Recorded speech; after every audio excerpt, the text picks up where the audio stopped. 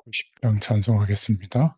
주 예수 내가 알기 전 날 먼저 사랑했네.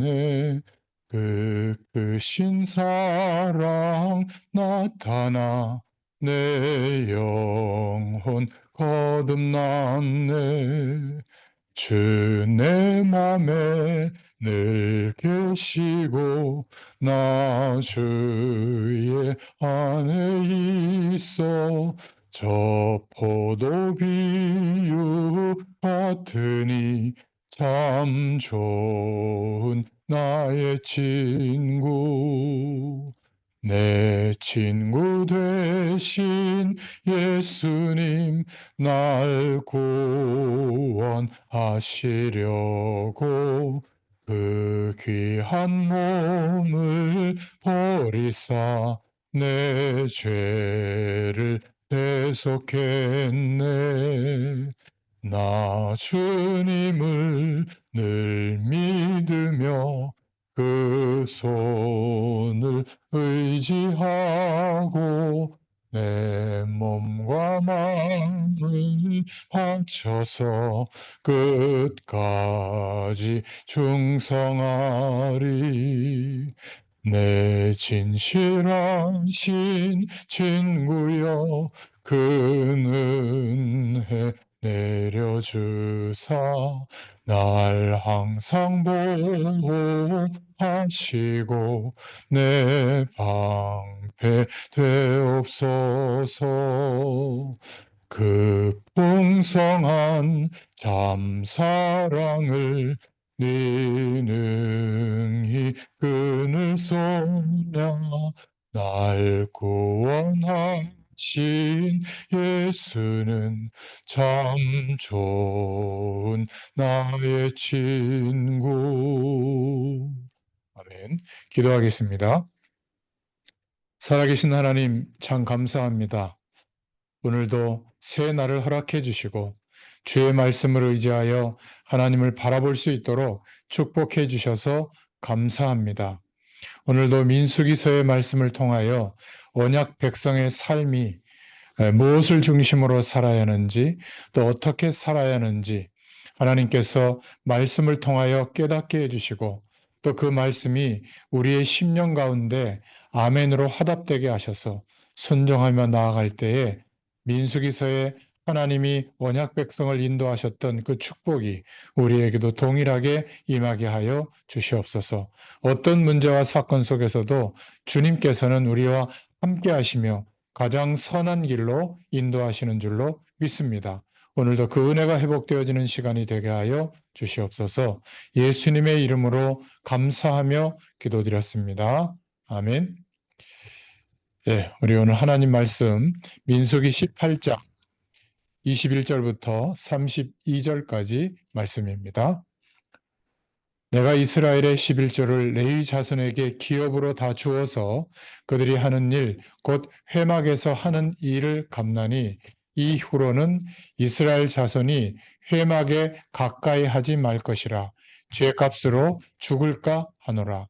그러나 레위인은 회막에서 봉사하며 자기들의 죄를 담당할 것이요 이스라엘 자손 중에는 기업이 없을 것이니 이는 너희 대대의 영원한 율례라. 이스라엘 자손이 여호와께 거제로 드리는 11조를 레위인에게 기업으로 주었으므로 내가 그들에 대하여 말하기를 이스라엘 자손 중에 기업이 없을 것이라 하였노라. 여호와께서 모세에게 말씀하여 이르시되 너는 레위인에게 말하여 그에게 이르라.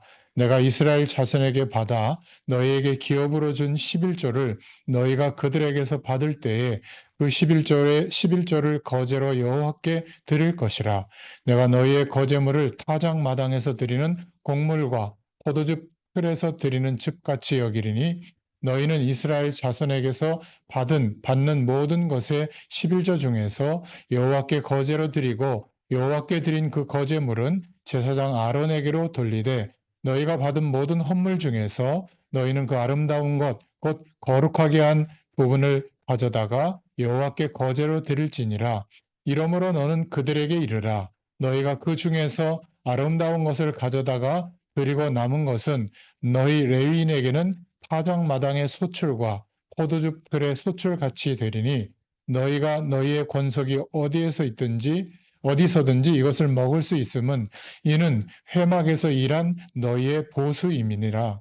너희가 그중 아름다운 것을 받들어 드린즉 이로 말미암아 죄를 담당하지 아니할 것이라. 너희는 이스라엘 자손의 성물을 더럽히지 말라.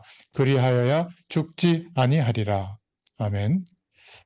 예, 오늘 11조에 대해서 말씀하고 있죠. 제목이 11조입니다.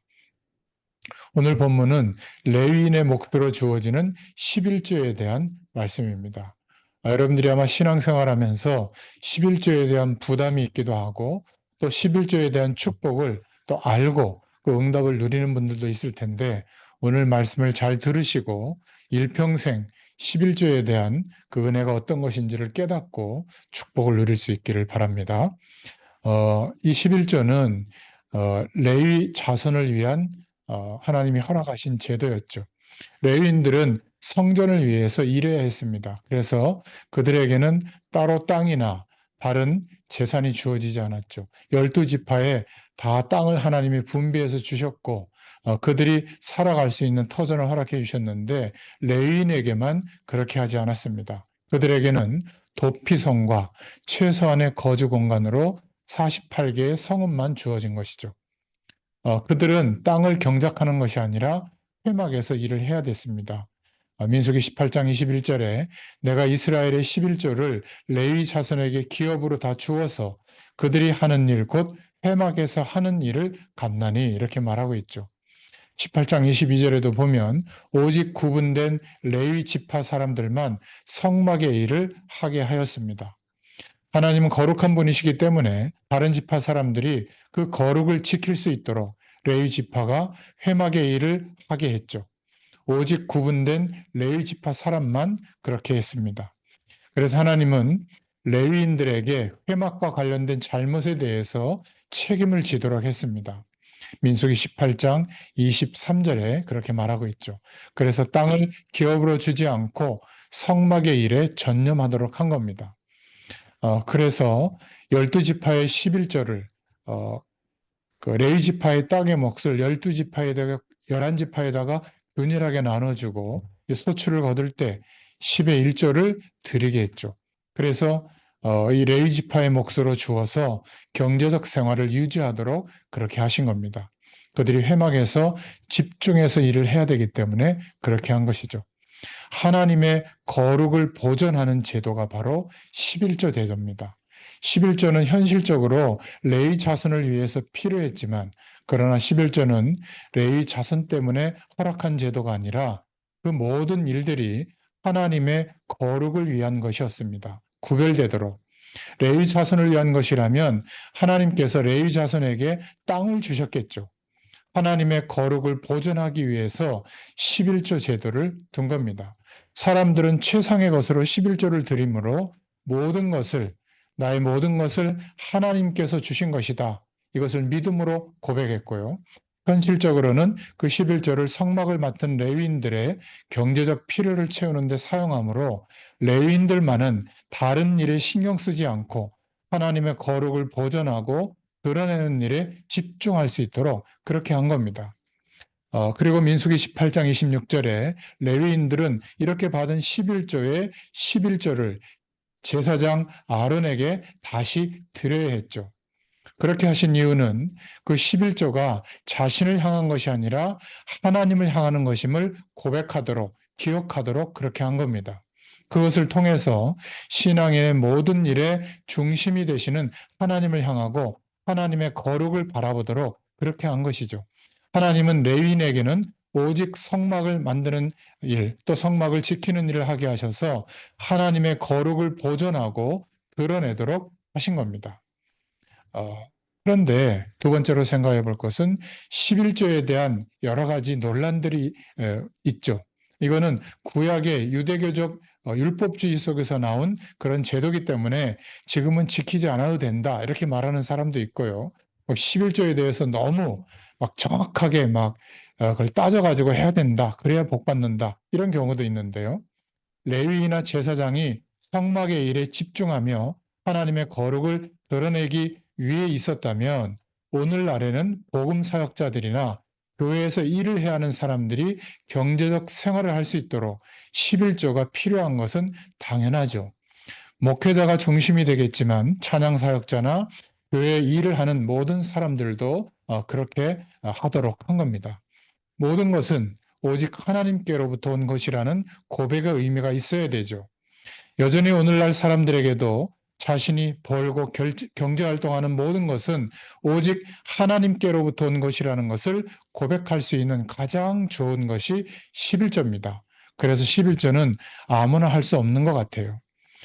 그런데 오늘날 11조에 대해서 이러한 하나님의 구별된 축복, 거룩보다는 자본주의적인 생각에서 출발하는 것이 많습니다. 그래서 자꾸 돈에 대한 강요를 하고 돈에 대한 욕심에서 11조를 하지 못하거나 아니면 그 돈을 들여야만 복이 온다라고 하는 그것만 강조하는 것으로 끝나는 경우가 많죠. 살기가 어려운데 11조를 드린다. 참 그 신앙은 쉽지 않습니다. 그러나 11조를 드리지 않고 나 중심으로 산다는 것은 오히려 돈의 경제의 노예가 되기가 쉬운 것이죠. 11조를 낼 신앙이 아닌 사람에게 아직 그런 믿음도 없는데 11조를 강요하는 것은 잘못입니다. 그것은 하나님의 거룩을 보존하기보다는 믿음을 훼손하고 또 하나님의 거룩이 훼손되는 것이죠. 믿음이 있으면 당연히 해야 되지만 믿음이 없는 사람에게 자꾸 내라고 강요하는 것은 믿음보다 돈을 앞세우는 것이 되기 때문에 그렇습니다. 한국 교회는 사실은 11조를 잘 내는 편에 속합니다. 오히려 교회가 커져서 11조의 헌금이 쏠려서 그렇게 생기는 문제가 더 크죠. 그래서 11조를 말할 때 한 개인에게 왜 하냐 안 하냐 눈총을 보낼 것이 아니라 교회의 구조적 문제를 함께 생각해 봐야 됩니다. 유럽 교회처럼 공교회적으로 모든 목회자가 기초적인 생활을 할 수 있도록 보장을 하고 또 목회자는 교회 일에 주의 일에 전념할 수 있도록 하는 그러한 공교회의 축복이 이루어져야 될 줄로 믿습니다. 교회의 겉모습과 외적 부흥에 초점이 맞춰진다면 11조가 하나님의 거룩을 드러내고 보존하는 수단이 아니라 근본 정신을 잊어버리고 돈을 중심으로 전락하는 자본주의적인 생각으로 전락하는 것을 보게 됩니다. 11조를 드릴 때나 그 11조의 헌금이 사용되는 곳에서나 돈 자랑이 아니라 하나님의 영광이 드러나야 될 줄로 믿습니다. 그래서 최소한 목회자들이 하나님의 거룩을 지키는 보류로서 역할을 잘 하도록 지원해야 될 줄로 믿습니다. 11조는 드리는 사람 안에서 그것이 사용되는 곳에서 오직 하나님이 드러나야 됩니다. 하나님이 드러나는 것이 빠진 11조는 세상의 돈과 다르지가 않죠. 하나님의 거룩이 고백되고 보존되어지고 전해지는 11조. 이것이 얼마나 아름다운 것이겠습니까? 11조는 성전의 중심되는 하나님의 영광과 거룩의 보존을 위해서 지금도 가장 중요한 제도입니다. 이것이 무너질 때 구약에서도 신앙이 무너졌죠. 또 포로 귀환 이후에도 11조와 안식일 준수의 회복을 가장 먼저 하나님이 언급하셨습니다. 그래서 마지막으로 기억할 것은 11조가 돈으로 전락하지 않도록 조심해야 됩니다. 11조를 드릴 때 가장 중요한 것은 하나님만 드러나도록 많이 드리는 것이 함정이 되어서 자신이 드러나지 않도록 해야 되고 그것이 사용될 때도 돈의 권력이 되고 오만이 되지 않도록 주의해야 됩니다. 무엇보다도 11조를 통해서 공교회 목회자의 기초 생활수급을 해결해야 됩니다. 그래서 목회자는 하나님의 거룩을 위해서 말씀을 연구하고 바르게 전달하는데 전념해야죠. 이것도 해결하지 못하면서 뭐 대단한 일을 한다고 하는 것은 교회가 어불성설이죠. 11조 정신은 사라지고 자본주의와 세속에 물든 돈의 권력만 남아서는 안 될 것입니다. 12조를 통해서 오직 하나님만이 드러내고 또 하나님께 집중될 수 있기를 축원합니다. 기도하겠습니다. 하나님 감사합니다. 하나님께서 허락하신 이 11조의 제도를 통하여 하나님의 거룩이 보존되고 드러날 수 있도록 돈의 논리에 따라가지 않게 하시고 우리의 모든 것이 하나님의 것으로 하나님이 허락하시는 것으로 살아간다고 하는 믿음의 고백과 구별된 삶이 되어질 수 있도록 드려지는 헌금과 손길 위에 하나님께서 역사해 주시고, 아직 그 믿음이 적어서 드리지 못한다면 오히려 하나님이 함께 하시는 축복을 구할 수 있도록 역사하여 주시옵소서. 이러한 축복으로 모든 교회가 회복되어지게 하시고 주의 종들이 하나님의 거룩을 드러내는데 전념할 수 있도록 축복하여 주옵소서. 예수님의 이름으로 감사하며 기도드렸습니다. 아멘. 네, 계속 기도합니다.